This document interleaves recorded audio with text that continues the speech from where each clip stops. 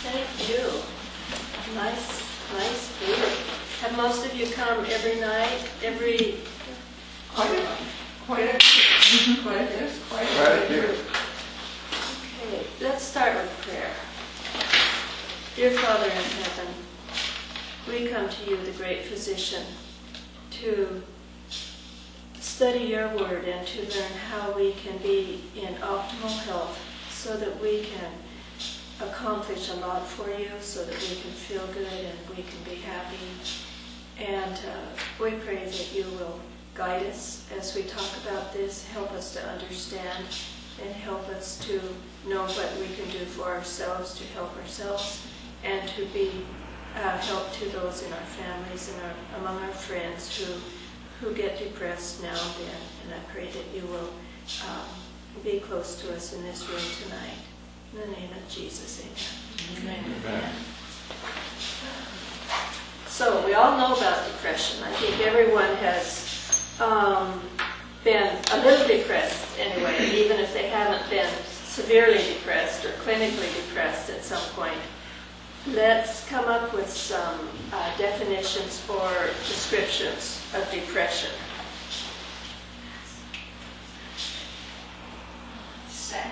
Sad, definitely.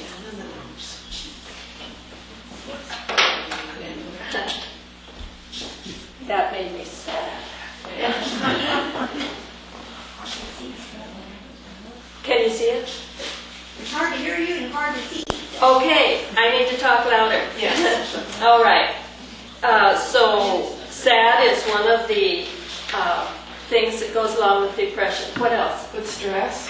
Stress and depression are very closely connected. Too much stress would maybe. Right. Overwhelmed. Yes. When you're depressed, you often feel very overwhelmed. Down in the mouth. Right. And nervous. Mm-hmm.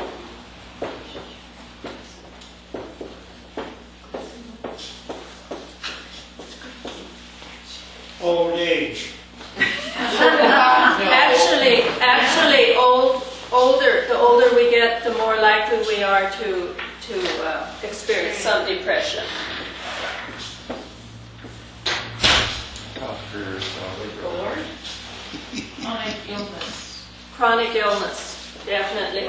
Chronic illness really contributes to depression. Maybe because of the way the body responds to being ill. Physically, we get depressed.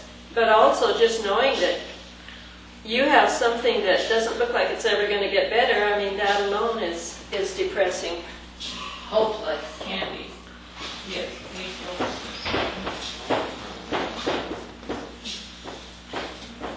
Hopelessness. That's one of the symptoms, isn't it? How about bored? loneliness? Bored? Bored. Mm-hmm. Oh, Unable to cope.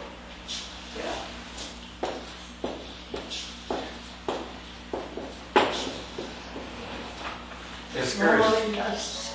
Pardon? Being alone. Yes. What was that? Loneliness.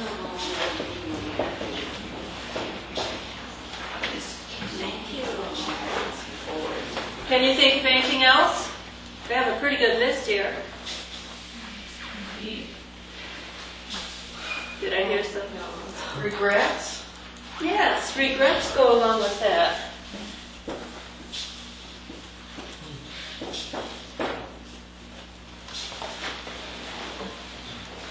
Okay, yes. The inability to concentrate.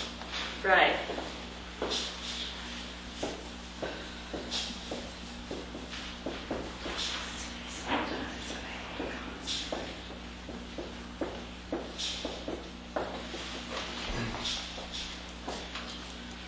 Okay, we have a very good list here of symptoms and causes and some things that go along with depression.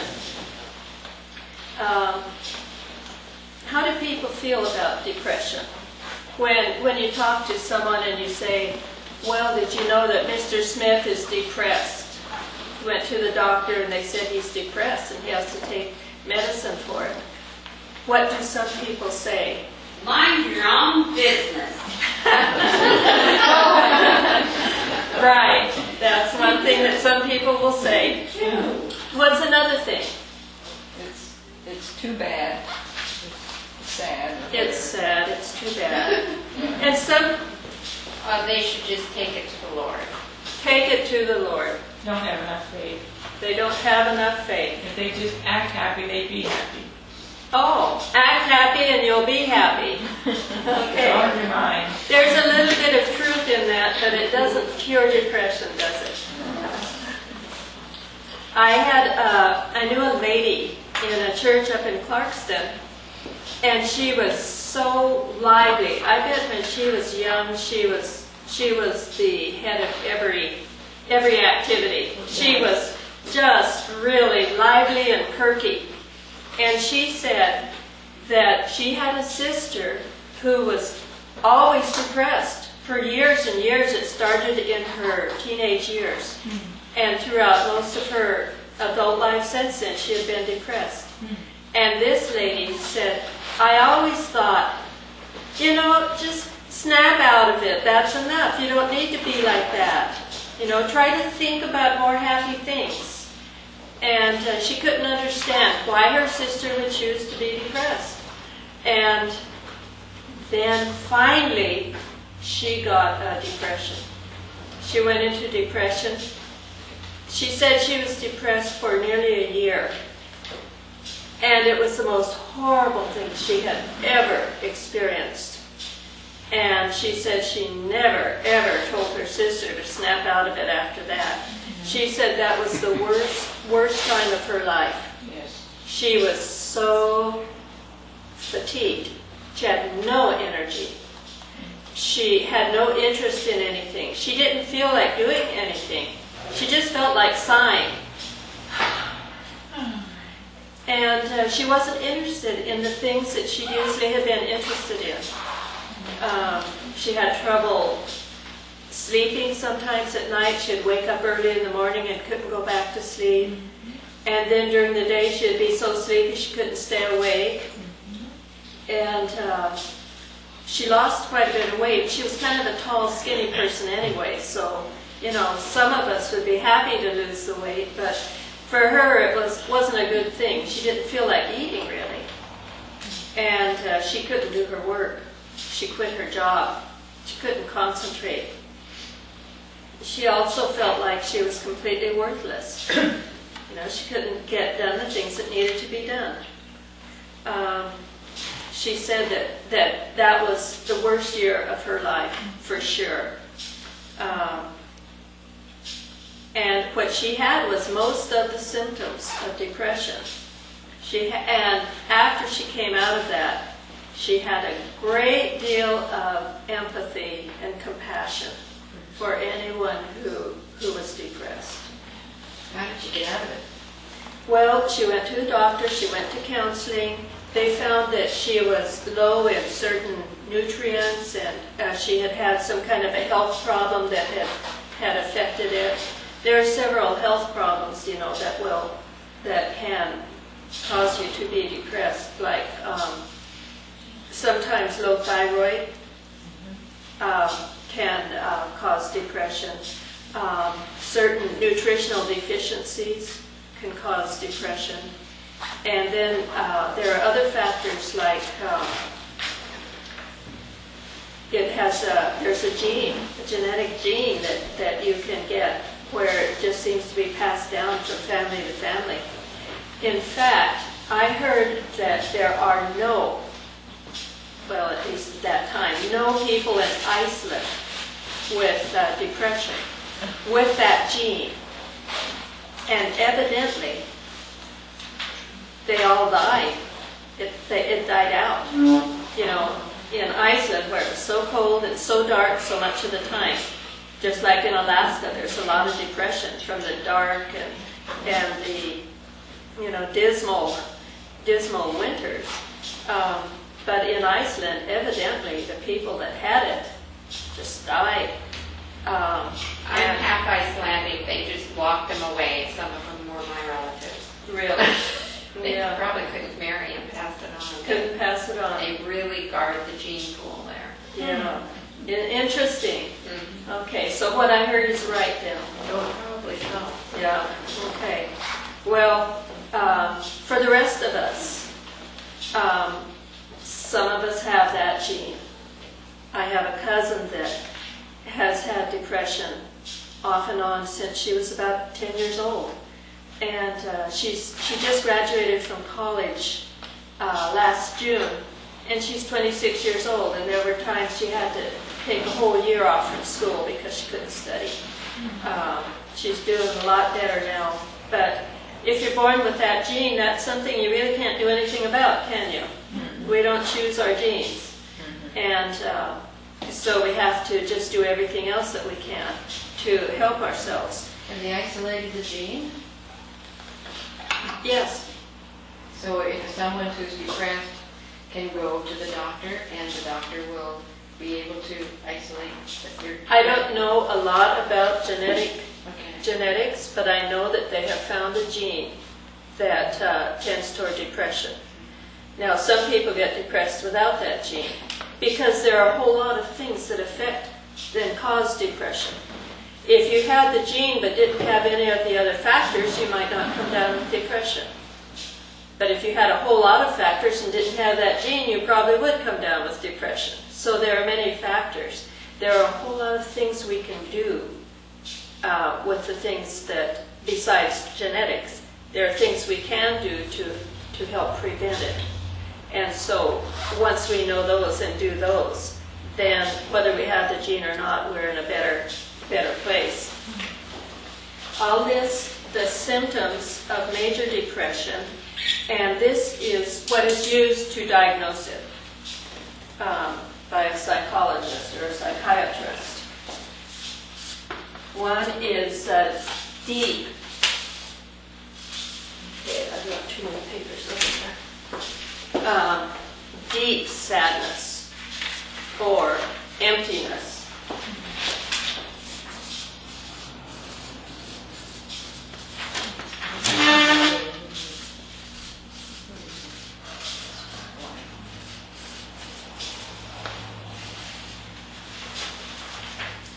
Apathy. Just don't care about anything. Don't have the energy to, actually.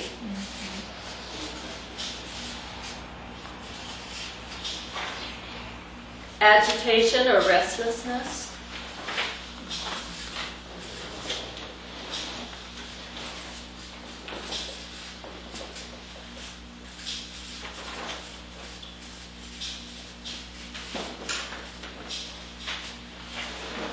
Sleep disturbances. For some people, they sleep all the time. For others, they have trouble sleeping. For some, they have a combination, can't sleep at night, but during the day can't stay awake.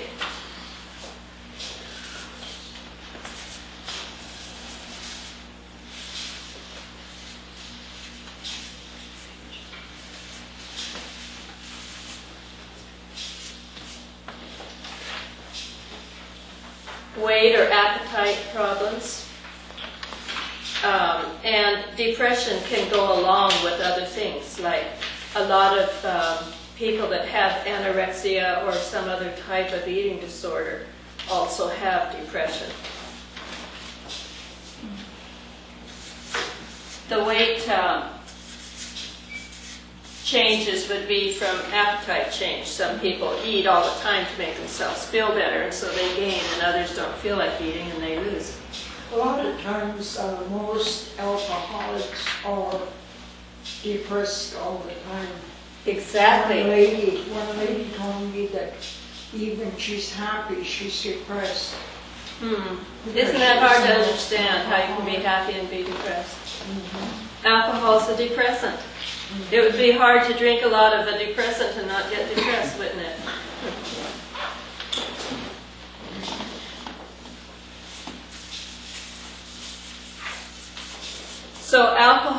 would be one of the things that affect depression. Caffeine and certain vitamins and certain toxins also affect depression. We'll talk about those too. Lack of concentration.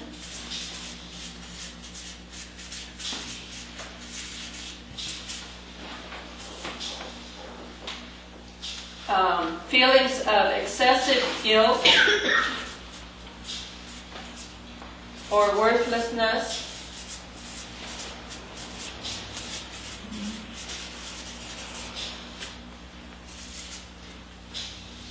Morbid thoughts.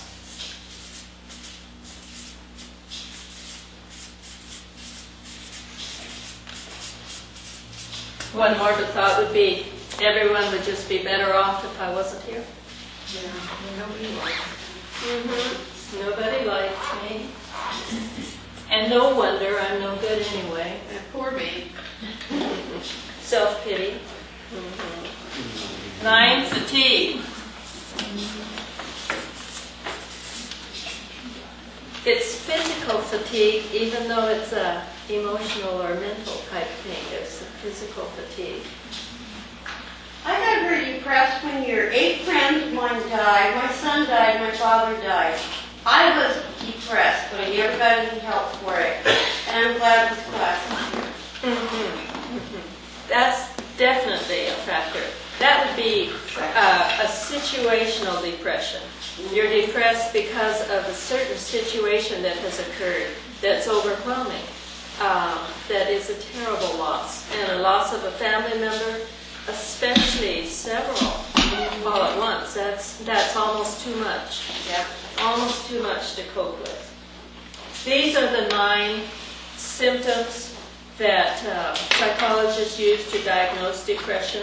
And what they say is that if you're going to be diagnosed with a major depression, you have to experience at least 5 of these 9 for at least 2 weeks. So if you've had at least 5 of these for at least 2 weeks, then a psychologist, and they would study other things too about you, but that would be their guideline for saying he has a major depression.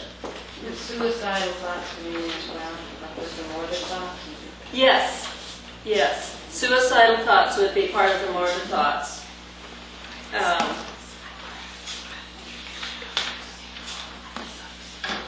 So this is, let's see.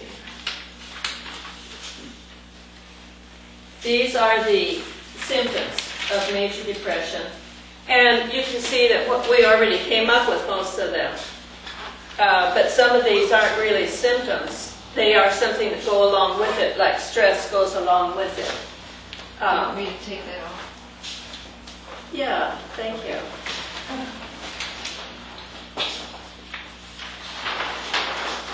What do you think are some of the other causes? We talked about genetics.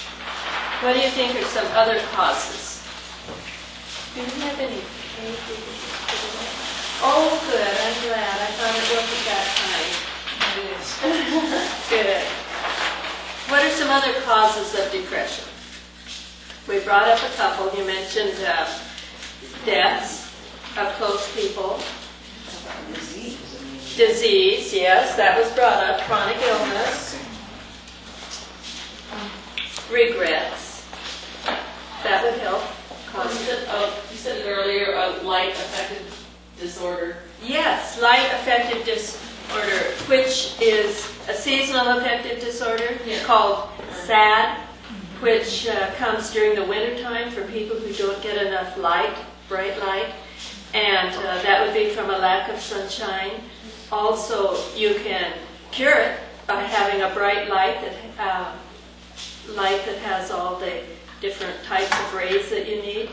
And so some people, as long as they use the light, they feel okay during the winter. Physical disabilities also cause that, whether it's a bad accident, losing a limb, or something of that nature. Right. There's a big adjustment Yeah. to do, and you might even feel like you're not going to be able to, or like you're not worth anything anymore. Or the injury can cause physical damage to the brain that affects your ability to use serotonin appropriately, and the brain needs serotonin to not be depressed. Yes?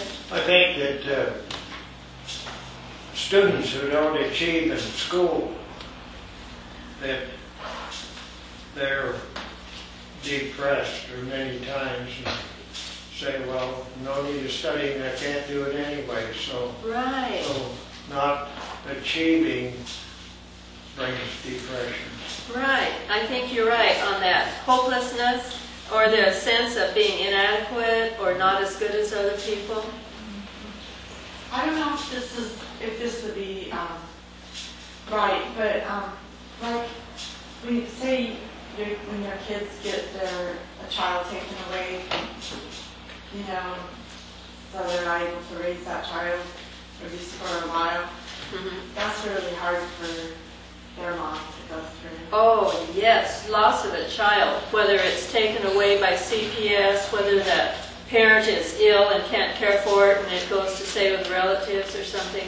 That's a terrible loss. Yeah, there's. And it's a great stress for the child, too. Very, very hard. A major move, like change, lose all your friends. Yes. In fact, one of the things that's important for helping prevent depression is to have a good social support system.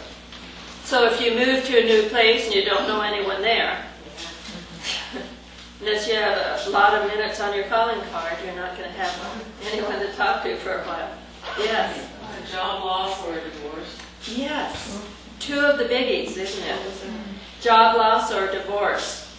Job loss can make you feel very, you can end up feeling very inadequate, unappreciated, unskilled, incapable. In case there are any English teachers. So those are all factors too, things that can cause it. There are diet-related factors, like serotonin is a chemical in the brain that we need to have plenty of to feel good, and it's produced in the front part of the brain, or it's used in the front part of the brain. There are some things that, you can't get serotonin. You can't take a serotonin pill. Serotonin is made in our body, but there are certain nutrients that it needs that are needed to make the serotonin, so we can be sure to get those nutrients. And sunlight is important to developing the serotonin. Yes, sunlight And is. melatonin will produce serotonin. Is that right? Yes, it will. I believe that. So we have to get the melatonin. We have to get the melatonin, Well, and our body makes it. it is really a lot less than what they actually sell in a pill. I've seen the 5 milligram ones and 3 milligram ones, but a half a milligram will do the same as any of the other two.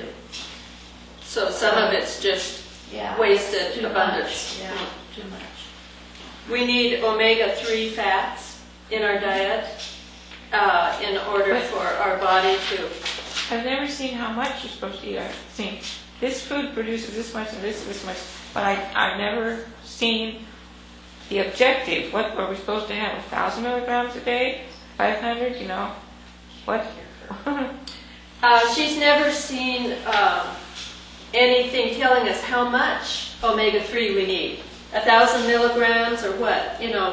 So Per day. nutritionists come up with these recommended daily amounts for different things. There are some nutrients that they don't know how much. And so they just say it's undetermined, something like that. And possibly that's the way it is with omega-3. But those charts that list the omega-3 foods, if you eat the foods that are high in omega-3, you're likely to have what you need. You mentioned we need 3 foods for the serotonin. Do you know what they are? No, I didn't mean we need 3 foods. There are different types of foods that help with serotonin production. And I will go over those. Tryptophan as well. Sunlight is very important to it. Sunlight also affects it, not just foods. So the vitamin D work? Well, that works with the sunlight, so that definitely would. We also need folic acid. And now, if you were very low on folic acid and your depression was a direct result of low folic acid, then would getting more friends help? No, Would having positive thoughts help? No, you need more folic acid. So that's why it's important to study into it and find out what is causing your depression. I had problems with hypokalemia, Mm-hmm. low potassium, and I found that my blood pressure medicine was causing that. And foods that are high in folic acid are also high in potassium, your leafy greens. Mm-hmm. And so the doctor just told me to eat more leafy greens. So have you been? Yes, and it's helped me a lot. Oh, good. And I found out blood pressure medicine was contributing to my depression. That's the trouble, isn't it, with the medicines? They all have the side effects. Right. Yeah. And so that's why we need to do everything we can naturally to be healthy.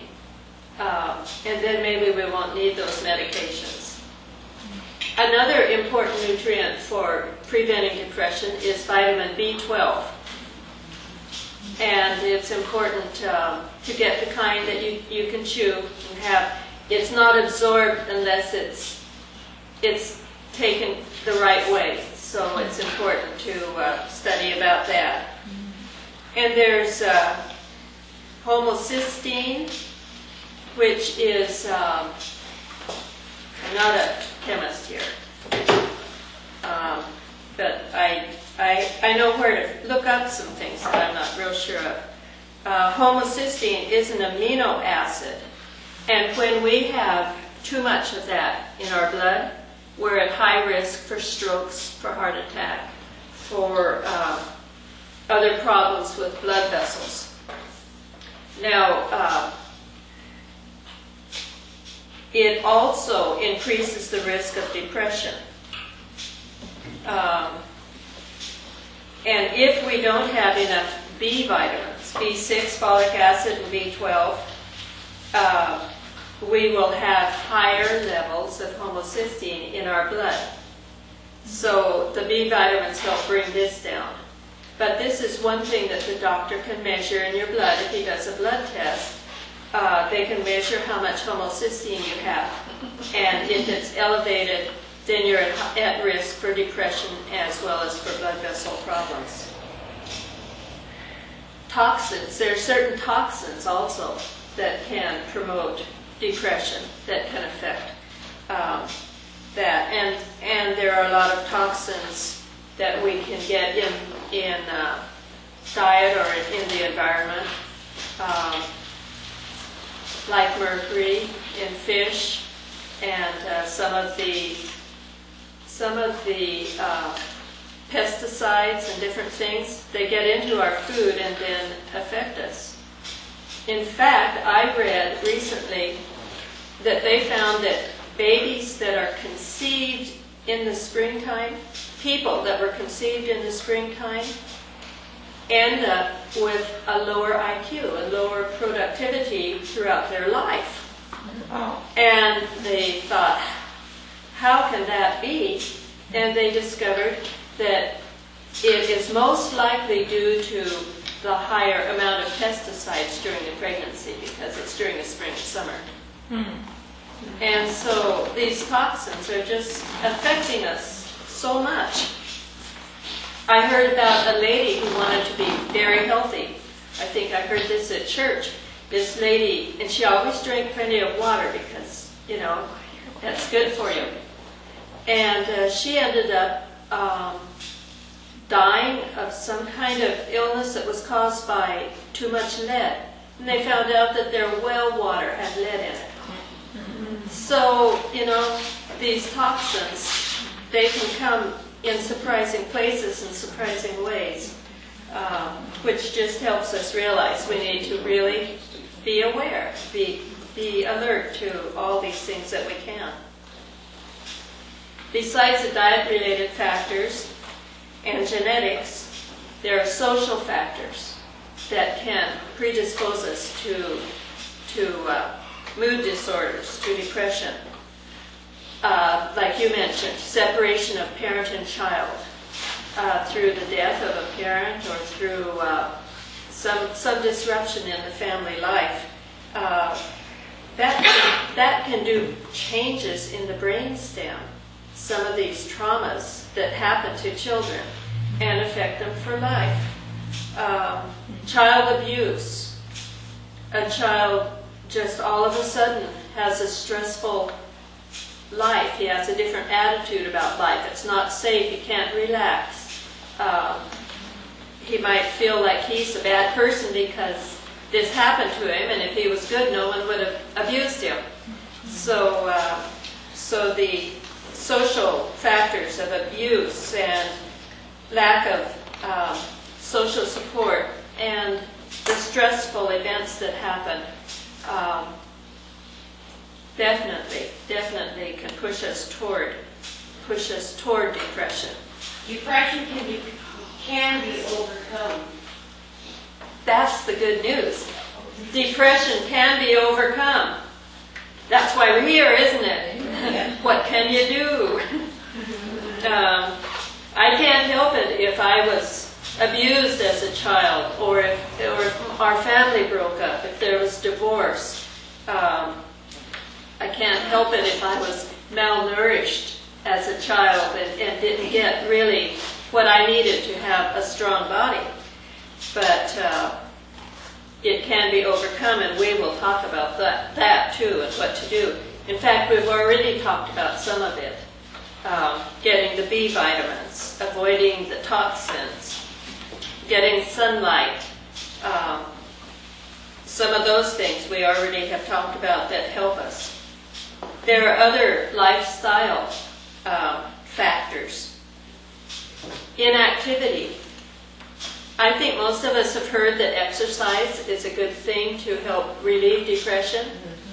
It definitely is. And then the opposite is true.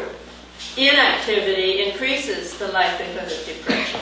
Couch potatoes. Couch potatoes, yes. The couch might feel good, but the depression doesn't. So we need to be active. And the activity just increases the circulation, and the circulation helps with the health of every cell in the body. We need the activity. We need a good daily life cycle where we wake up in the morning, we have sunlight, we have exercise and activity, and our body clock is set. It's time to be awake. And then in the evening we taper down, we relax, and we go to bed at a reasonable hour and go to sleep. And when we get these rhythms, this body clock messed up, we're much more likely to have depression. So you're talking about their regularity? Regular schedule. This day and age, that's kind of hard to come by sometimes. Well, you know, a lot of these things, they don't happen easily. No. I never find myself out jogging. If I'm out jogging, it took a lot of effort on my part, you know. Don't worry, walking is better than jogging. That's good. I never find myself out walking either unless I actually put on my tennis shoes and get outside. So all of these things take effort.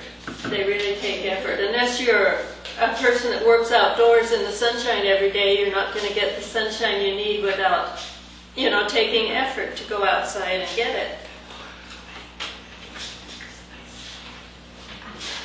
There are medical conditions, like Hazel mentioned, chronic illnesses. If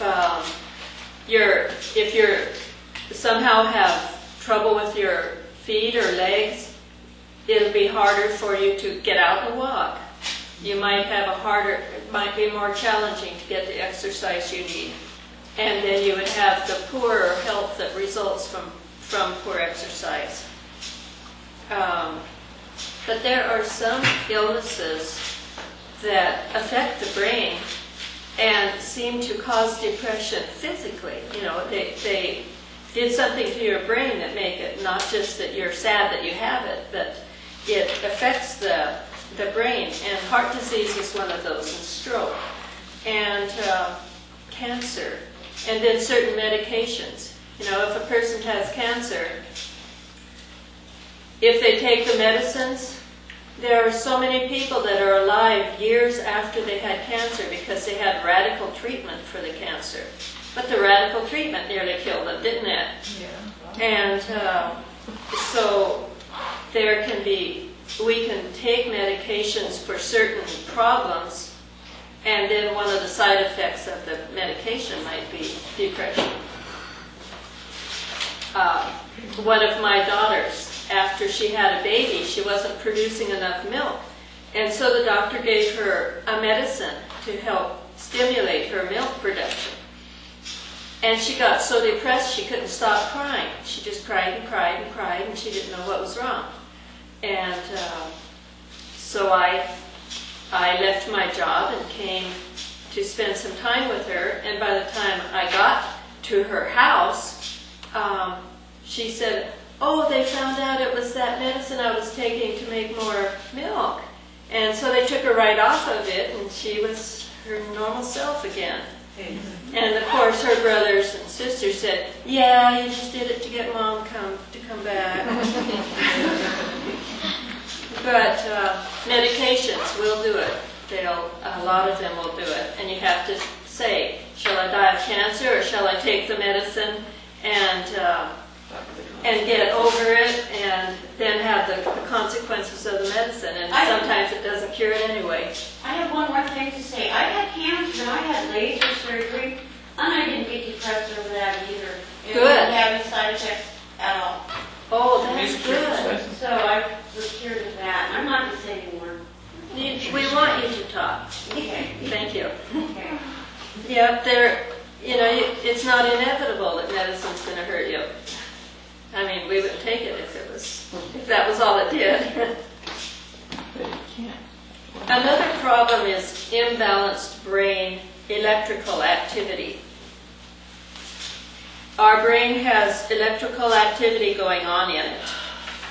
My textbook, I've been counseling for over 20 years, and I've seen a lot of people with depression, and this is a fairly new book that is by Dr. Neil Nedley, and it is the best information all in one book that I've ever seen.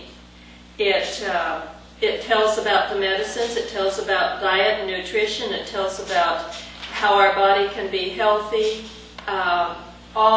just every aspect of depression I have found in here that I know of.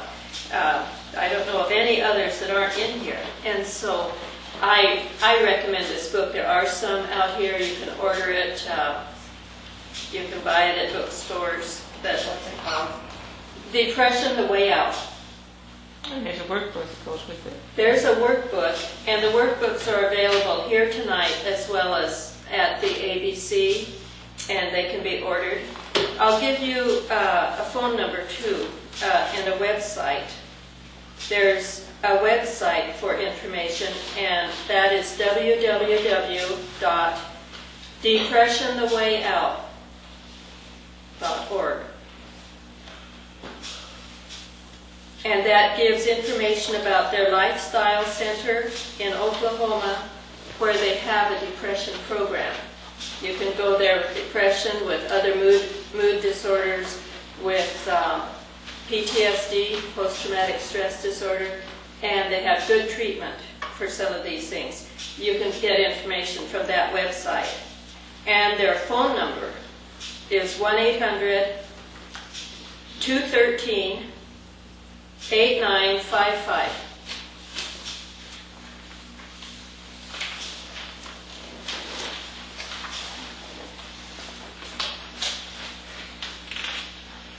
The front part of the brain, called the prefrontal cortex, is the control center of the brain. It's where we make decisions. It's where we plan our behavior, think about what we're going to do. It's where we learn, where we have the ability to control our emotions.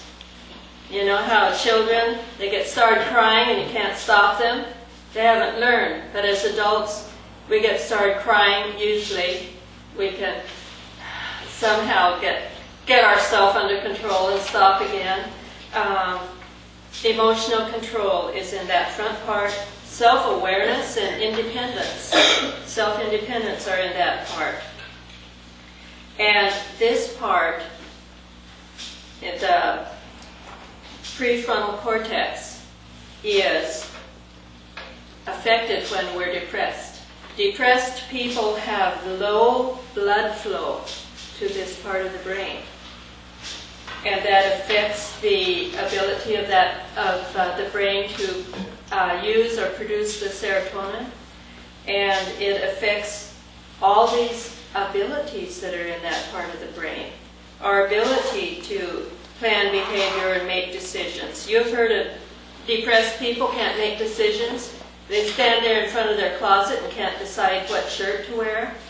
And that's part of this part of the brain, and it has less blood flow, so it's maybe half asleep. No wonder you can't do those things. I wasn't getting recuperative sleep, and I went to a sleep study at Balboa General, and later found out I wasn't getting enough oxygen in my blood. Oh. And so now I'm asleep with a CPAP machine because I wasn't breathing. Oh. I just wasn't breathing often enough, or I stopped, or just wasn't frequently breathing enough. Mm-hmm. Now that I sleep with that, not only do I have, good sleep when I wake up, like I feel like I rested, but the depression immediately was improved. Yeah. Oh, that's good. I won't say it was gone, but the severity went, at least 70% of it, like that. Amazing. And it was just from, like you said, blood flow or oxygen flow, same thing. Mm-hmm. The blood brings the oxygen. And that's why increased exercise helps, isn't it? That's very, very interesting information.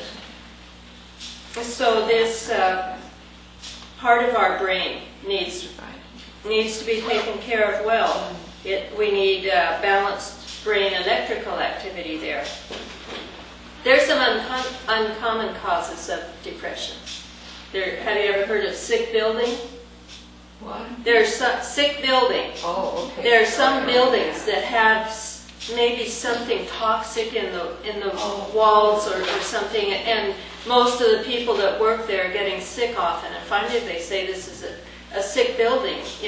There's something wrong with this building, and maybe they find what it is. Maybe it has fungus in the walls or something. I don't know what causes it. Mold. Yeah, it could be. So there are sick buildings.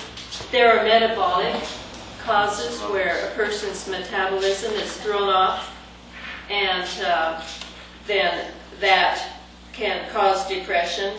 And there are certain infections that will throw the body out of balance, and depression will result. Another thing that causes depression is alienation.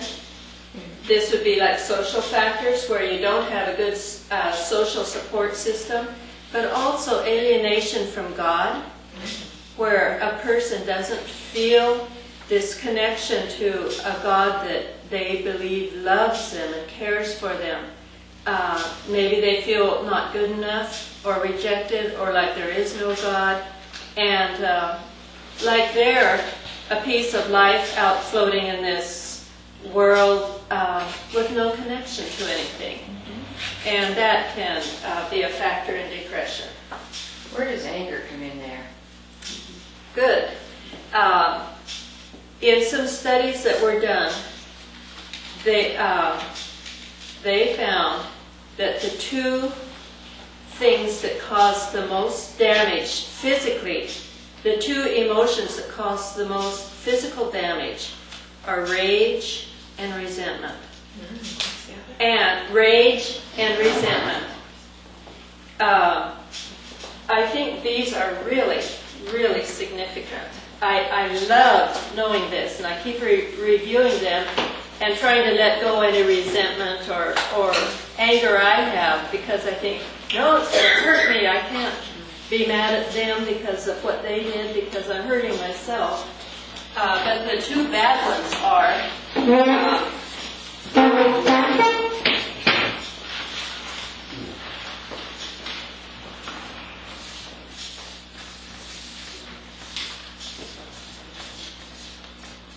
these eat away like a cancer at you. And then there are two good ones. And that's good news. You know, we can try to avoid, but there are two good ones that we can keep seeking. And those two good ones are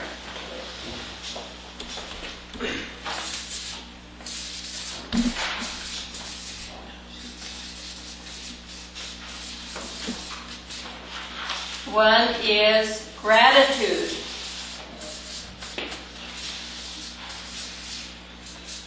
And the other one is compassion. And it's kind of interesting how they found out about this. There's a psychological research place in Palo Alto, California, where they have been doing just loads of study on people and what affects them. And they were discovering something about the pH of the nasal passages. And they had one of the employees sitting in there, and they were doing research on her. So they had this thing in her nose, checking the pH of her nose. And they found out that every once in a while, the pH would change right while they were doing this study.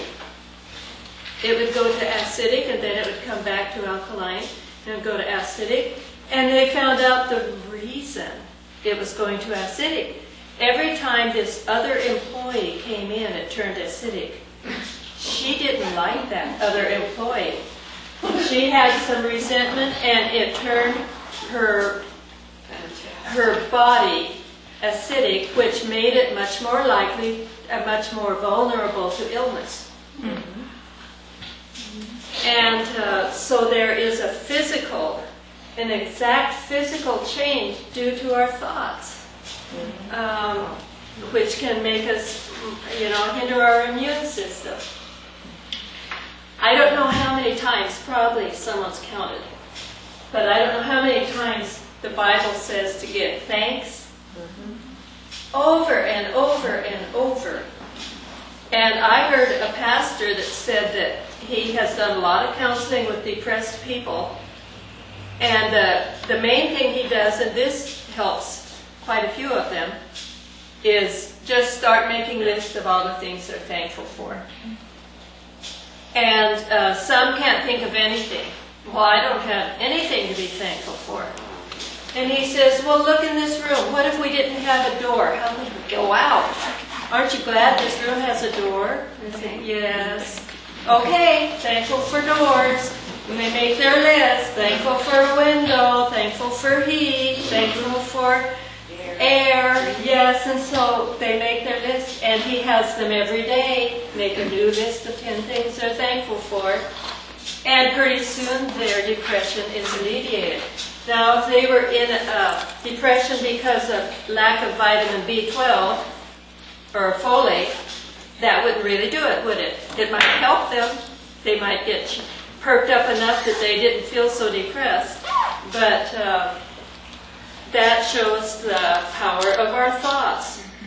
Our thoughts cause our feelings. Our thoughts of, he's really a bad person and I just can't stand him. The thought of, I'll never forgive her no matter how long I live. Or the thought of, God made such a wonderful world for us. These beautiful autumn leaves. How did he come up with that idea? And compassion. Oh, look at that poor little dog. I'm going to take him home and clean him up and feed him. Some of these things cause terrible pain in us, and some cause just wonderful, good feelings for us. Time's going. We better focus more on what to do for it. We talked about different things, nutrients, and what I did is made a list of the nutrients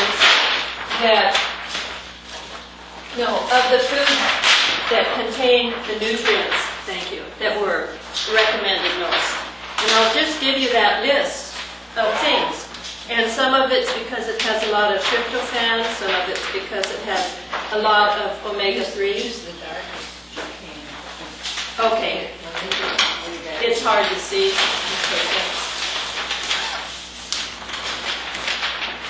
Okay, so in general, the best foods are tofu, pumpkin seeds. Yay! You like those, huh? How many? 14. Yeah, right. Most statistics are made up on the spot, you know. Yeah. Ooh. Almonds. One thing about pumpkin seeds and almonds, they're high fat.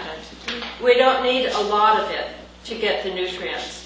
In fact, in nuts, I heard that just one Brazil nut a day gives you all of a certain nutrient we need for our brain. You know, and so some of these things, we need them in small amounts, but we need them. The Brazil nut is primarily for neurotransmission, and it takes 3.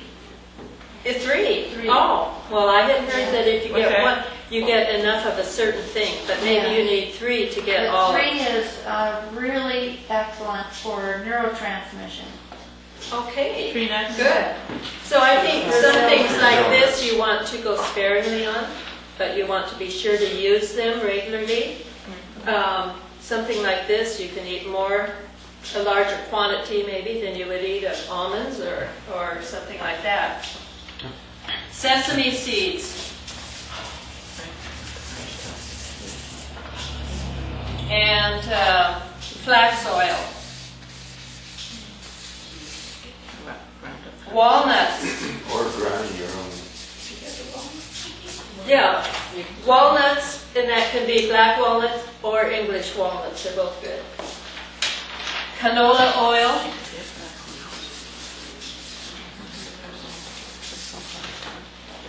And chickpeas, which are also called garbanzos. So I guess the people in the Middle East would be quite healthy with all their hummus they eat. Black-eyed cowpeas. I've just heard them called black-eyed peas, but in the book it said black-eyed cowpeas. And those are easy to cook, and it's not hard to, they're just kind of bean, and it's not hard to make them good if you put enough, onion and garlic and maybe some tomato and stuff like that in them. But if you don't like them, there are other kinds of beans that are good. But these are especially good for certain nutrients that we need. Are those nuts raw? I don't know if there's damage by roasting them. I know that it's not real good to have them real greasy, you know, the kind that are salted and all. But I don't know if it's better for you in all ways to have them It raw. actually You know? is, yes. Raw is The raw is water soluble and easily to digest. then, so that's better And than the roasted. toasted causes the oil to be freed up. And then oil soluble, which is much harder for, and the liver has to deal with it more specifically. Okay, thank you. This one assists to trans fat. Yeah, Yes. we wouldn't want the trans fat. When it's toasted, you've got that to deal with. So what are we talking about? Almonds? Nuts, Any kind of nuts? any kind of nut. So you're supposed to But eat. not black-eyed peas, you don't want to eat those. No, What? those need to be cooked. Yeah. Rather they're cooked. Okay. Soy milk, that would be the same as tofu in a way. It's a soy product, I guess.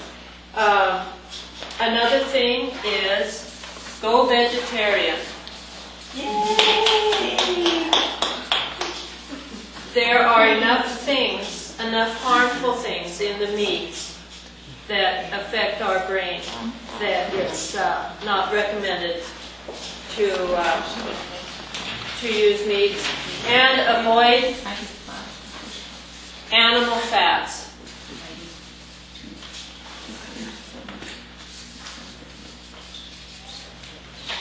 That is kind of a summarized list, a brief list that includes most of the things that he named as really good for us. Olive oil.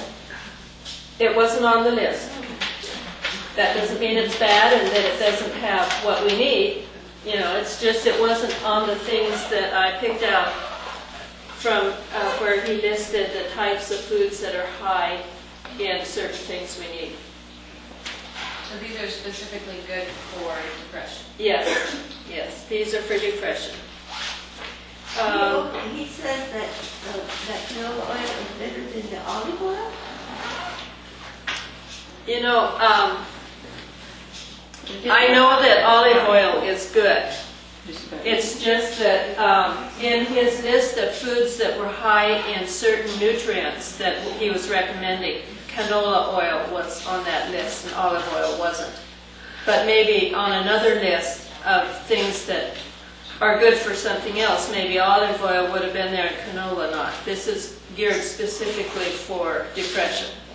And two, it may have to do with the amount of polyunsaturated compared to monounsaturated. And the monounsaturated really needs to be higher than the polysaturates. That's where you get omega-3 compared to omega-6. And the omega-3 needs to be higher. It is really easy for us to get omega-6 very easily, but not the omega-3, and the omega-3 needs to be higher. So that's maybe why he And it listed could be that listed that's these why things. the balance of those type of fats Mhm. is that very factor. Mhm. Can I tell you one little short experience? Mhm. You know, you were talking about B12 and folate. Yeah. And those are both bacteria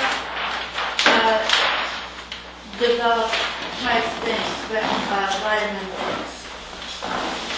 And when I was going for help, when I was in Oregon and going for help with checking out my thyroid and all, and I had hyperthyroidism, the doctor kept taking blood tests, of course, and she told me, she said, you've got to stop taking B12 and folate. And I said, I don't take it. And I was not eating anything with meat. So it dawned on me that actually I think, and I proposed this to an MD, that we actually produce it on our own gums. And they said, yes, this one doctor was aware of it and said that if we would rinse our mouth every morning when we wake up and swallow, that we would get B12 and folate off of our own gum. Oh, I rinse and spit. No. So we should rinse and We should swallow. rinse and swallow. Okay. Well, I had heard that. Yeah. I had heard that if we didn't brush our teeth, we would have enough vitamin I B12 had way from our too much. And I thought, well, you know, I think I'd rather brush my teeth. And you know what it was? I didn't realize I had a cap, Mm-hmm. and there was a little hole that food was getting into, and it was producing the bacteria that was causing the B12 and folate to be produced. And Isn't that's that how I figured interesting? it out. And Amazing. finally they had, pulled the tooth. And of course that, just alleviated that. And then you didn't have any more. Not as too much. Didn't have too You much. can still produce it because you've got all night you're sleeping Mhm. and bacteria is growing. Yeah. You just put a little hydrogen peroxide in your mouth and see how much bacteria you have in your mouth. You just foam and foam and foam and it foams down your throat and it just goes like you're a mad person. Yes. Oh, very interesting. Yeah, I just thought Thanks for it telling would us. relate to that little experience. Did you hear in the back? Did you hear what she said? Interesting. So we need vitamin B12, but if we get too much, maybe it doesn't cause depression, but it causes might damage our thyroid. Well, she was saying to stay off, that it was too much. And why she said that, I'm not sure, but I was telling her there's no way I don't take this stuff. Mm-hmm. But I was producing it. Well, here's some lifestyle treatments. We've already mentioned, but I'll write them down. Bright light.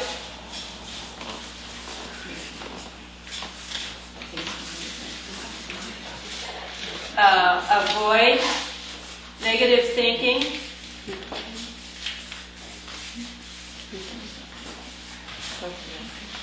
And I suppose you could say, do positive thinking, but it says avoid negative thinking, which is a negative way to put it. Regular restful sleep. When you avoid negative thinking, you want to avoid negative people also. Yeah, that's what I was going to say. Yes. My doctor told me to stay away from negative people. Right. Because they can really bring you down, can't they? Yeah. Well, what if you live with one? I know, baby. Isn't that too bad, living with one? Then you have to have really the grace of God to help you. Maybe bring a positive attitude to the life you live. Okay,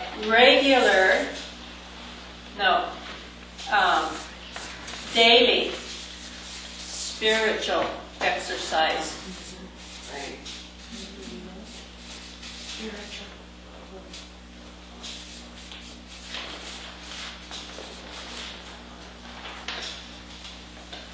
I think, we haven't talked about this much, I believe that is one of the keys. One of the keys. It won't take, starve by it, yes.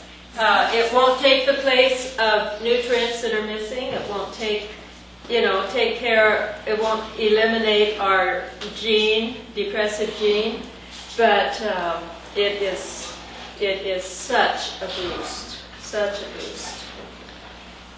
Regular physical exercise.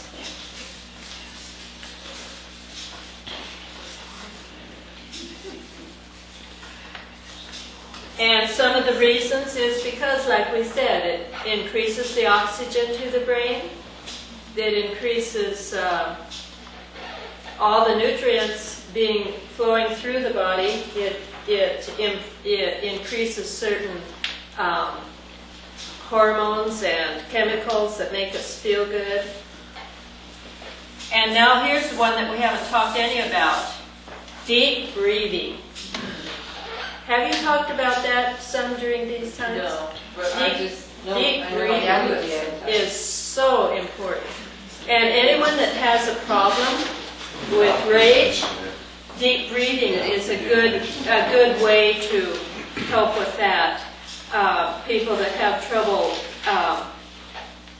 get all of a sudden get enraged or get real emotional, if they just take some slow, deep breaths, it helps. The oxygen flooding the brain helps them to start thinking again. And whenever anyone is stressed or too tired or getting sleepy in church or whatever, just a few deep breaths kind of floods our brain then with some oxygen. Dr. Nedley, in his book, talks a lot about the deep breathing. He gives a good information section on that. He's saying that we all tend to breathe too shallow and too frequently. Just maybe 20 breaths per minute or 30 per minute, and they're shallow. Whereas if we breathe deeply, we might only need 3 or 4 breaths per minute. And we would be getting a whole lot more benefit from them. In through the nose, out through the mouth. In through the nose, out through the mouth, where your chest rises. And it's not just, but our chest is filling with air. And then there's another one we haven't talked to any about that you. I wanted to tell you that my mother told me that when she became an Adventist, she was 16, and that was a long time ago. But they taught everybody how to do deep breathing. Mm-hmm. And in some of our hospitals or schools, they take everybody out and deep breathe, but we don't do that. We don't do it. Well, we've just gotten too far away from our councils. We don't do that. Too far away from our councils.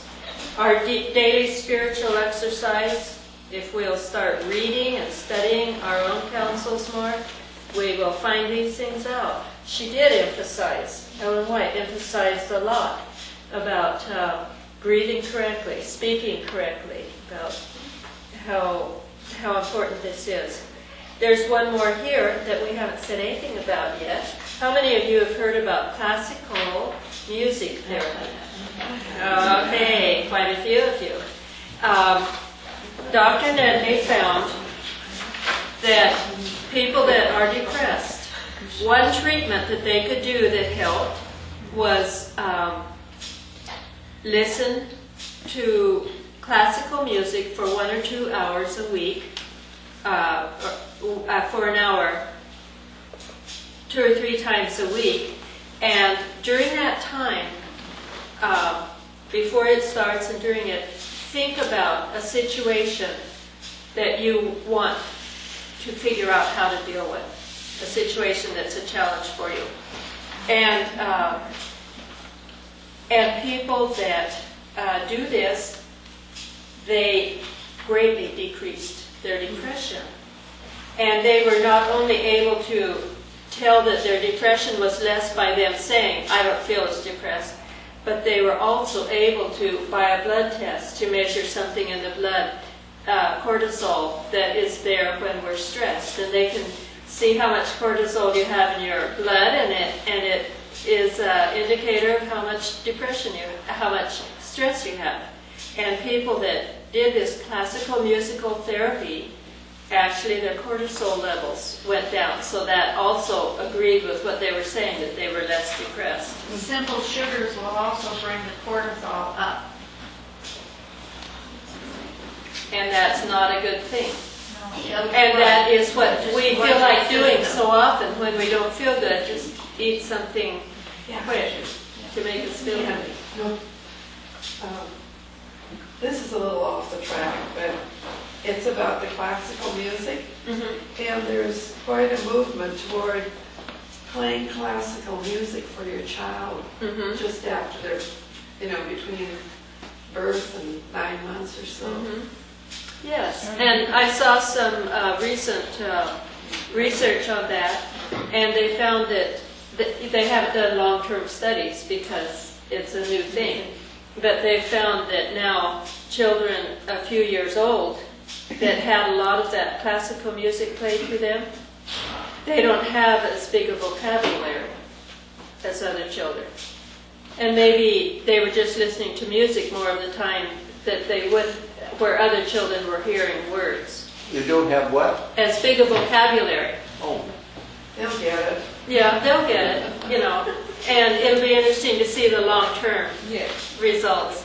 But that's one of the first ones. So I would think, based on that, if I played classical music, I would want to also be sure I was talking enough to my baby. They're also doing, actually working with students in the schools and playing the classical music before their studies. And they found them to be able to focus more on their studies, and they were able to receive it easier. So I think that's pretty amazing. Yes, that is. Yeah, and this is off the subject, but that reminds me too that children do better on tests in a classroom that has plants. Has plants. And you know, one thing maybe it's putting more oxygen in the air, but also it just gives a sense of something alive. Maybe that's it. Might be the oxygen. I'll read just briefly here some facts about music therapy. The mental health benefits of music have been well proven, but not all kinds of music are beneficial. Classical music has been found to be most effective, even among those who do not know it or even prefer it. And in music psychotherapy, people report less fatigue and depression. They have significant fall of the hormone cortisol, which elevates during stress. It lists here what classical music is often played. I can't even say the words. Well, I can say Bach and Brahms. And Ravel, R-A-V-E-L. Never heard of that. Ravel. And Respighi. Yes. Okay. It names those specifically, selected sequences of classical music. And to encourage introspection while listening, they were to identify 1 or 3 areas of concern in their lives. And then they discuss after it, they discuss with the therapist the spontaneous images that came to their mind while they were listening. But I think that possibly one reason this helps is that classical music, it doesn't put you to sleep like a soothing type thing, or it doesn't stir up the emotions like certain types of music, but instead it plays to the intellect. And it's our intellect is being active. It has certain frequencies that are conducive to the frequencies of our own human body. Mm-hmm. So that could be part of it too. Maybe it's stimulating but not intrusive.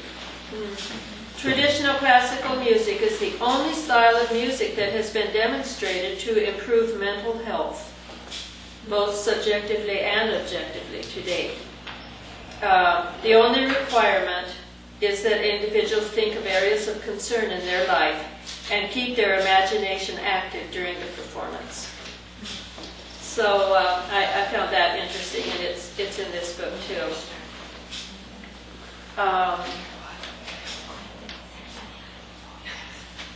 There are some other things. Avoid negative thinking. Also have happy thoughts. And did you know that massage is wonderful for relieving or assisting in relieving depression? And my massage therapist told me that rubbing the back and doing this on the back, yeah, that it increases the serotonin. And it increases the serotonin. Yeah. And I have seen people that, you know, when they greet you, you know how some people will put a hand on your shoulder or something? I've seen people that just go across your back like this, just rub across it a little bit. And it kind of feels good, you know. And I thought, oh, that's the way I can help someone else. Just rub their back a little. I don't have to have them lie down and do a good massage. I can just...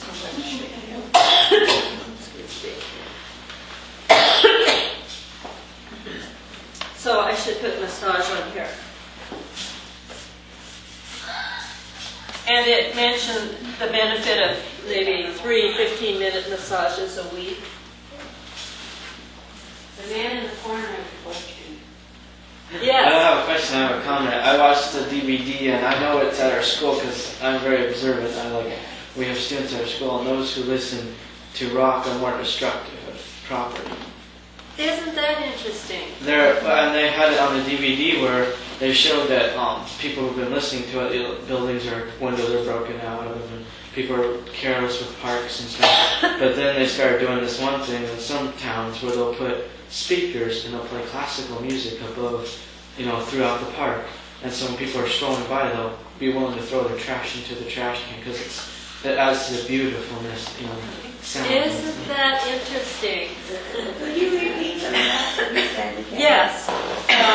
They found that people that listen to rock music are more destructive, break windows in the buildings that they live in are more destroyed.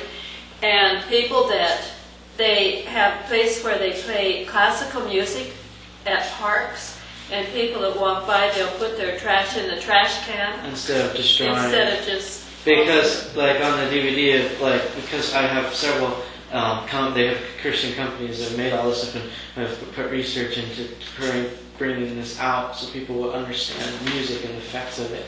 And they've also said that because of the rock and roll, you'll see guitar people breaking their guitars on stage, and people are going wild and crazy and have more problems with police control and everything.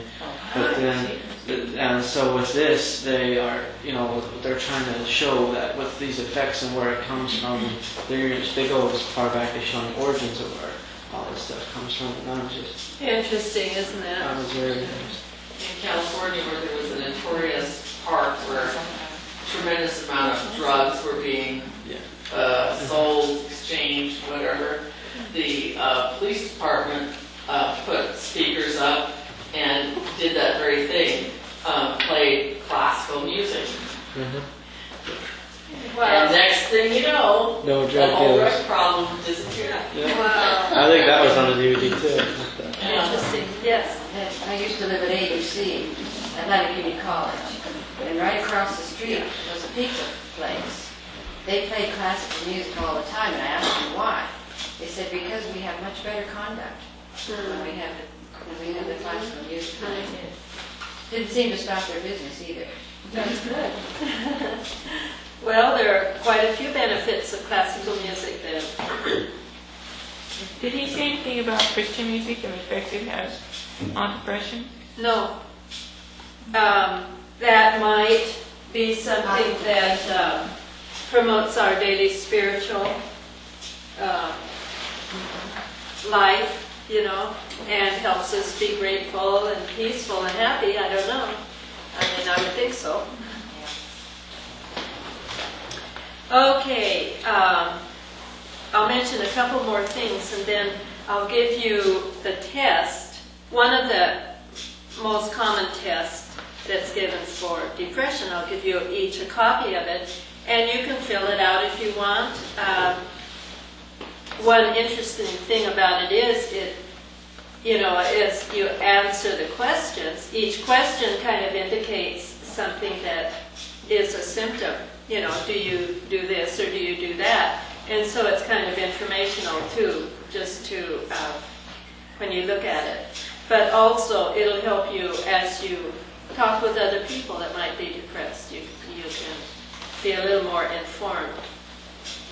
Probably the best thing we can do to help someone else with depression is to listen to them empathetically, to really be caring and listening and thinking about how it must be for them. Because having someone really care makes a big difference. But then another thing you can do, too, is offer to take walks with them. because the exercise or whatever you can do to encourage them to do these things for themselves will be a help. Okay, there are, let's see, hydrotherapy. I was here the one night when we did hydrotherapy, and what helps is taking a warm or hot bath before going to bed. Helps relax a person and they can sleep better. Other things are cognitive behavioral therapy. That's a specific kind of talk therapy, and it's not the kind where the therapist just listens and understands you, but it is the kind where you're reasoning. It's cognitive behavioral therapy.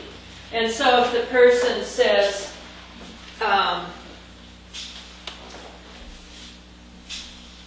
I am so worthless. I always make mistakes. I mess things up. People would be better without me here. In that, the therapist doesn't say, yeah, I agree. The therapist says, well, what happened? You know, give me an example. And then says, but have you ever succeeded at anything you've done? You know, did you finish first grade? Oh, second too? Third? Fourth? Oh, well, you have succeeded at quite a few things then. You know, but that's cognitive therapy. It's being reasonable and thinking about it. And that's the type of therapy that helps with depression most, is cognitive therapy. Codependency therapy is good. Codependents are people that are so connected to someone else that they don't really have their own individual life that much. And they are greatly distressed by what other people do. And they don't have their own peace within themselves. It's not them, God, that makes them strong, but it's them and other people. So if the people they love are unhappy, they're unhappy. If someone's mad at them, no use living. So you can see if someone has codependency issues, why they would need some therapy for that, to get over that. And taking some vitamins might not help them with their problem. Of course, owning a pet, we have scientific research that shows that people that have pets, they come out of their depression easier. They're less depressed. They also have lower blood pressure if they have problems with that. There are quite a few benefits to that. Stress control measures. We all have stress and it's good. Some stress is good, but too much is bad. Mm-hmm. And so we have to learn how to control our stress. We have to learn how to say no when we're getting overwhelmed with too much. We have to learn to say, well, I'll just do my best on this, and if I'm not perfect, it's okay. I did my best. And so those are some simple stress management techniques. And then there are herbs. You had a couple sessions on herbs. Did they talk about herbs for depression? Not specifically. Well, I have a list of them right here. We talk about sleep herbs. Sometimes if you get the sleep herbs, if we get the sleep we need, then we don't feel so depressed. Yeah. Okay, some herbs that may lift the spirits. I'll read it rather than write it. Lemon balm. Lemon balm has an L in it. Not a bomb that explodes. Oat straw. Chamomile. That is so delicate, and yet it is such a good thing, that chamomile. I don't know how to say all these. Chamomile is good. Okay. Valerian. Valerian. That's what I meant. Yeah. Valerian is a strong one. It is. Yeah. knock right out. Feverfew. Feverfew, yeah. Great. Kava kava. Kava kava. Kava. I've heard Kava. some people say something against it, and I don't know if you can take too much. Yes, you can. You probably can take too much of anything, We go. even chocolate chip cookies. 4-H. That's just a... Is that a B or a B? B. B-O-R-A-G-E. There's a lot of things it's good for. St. John's wort. St. John's wort. W-O-R-T. And I don't know how you say this. I think I saw it one place, but I forgot now. It's capital S-A-M and small e. Sammy. Sammy. Uh-huh. Okay. And 5 HTP. Oh, yeah. That stuff works. 5-HTP. Mm-hmm. It sounds kind of like STP. Well, but what I it suppose does is 5-HTP turns into, it produces, it's part of the amino acid thing that makes the, it does. It brings the serotonin up, but it's got to do with, it's an amino acid. Tryptophan. Tryptophan. Okay. Now I know that See, they I took think the tryptophan off the market, and they put this one in its place, because this one actually will produce, but it's in a smaller quantity. Oh, okay. What's the name of it? 5-HTP.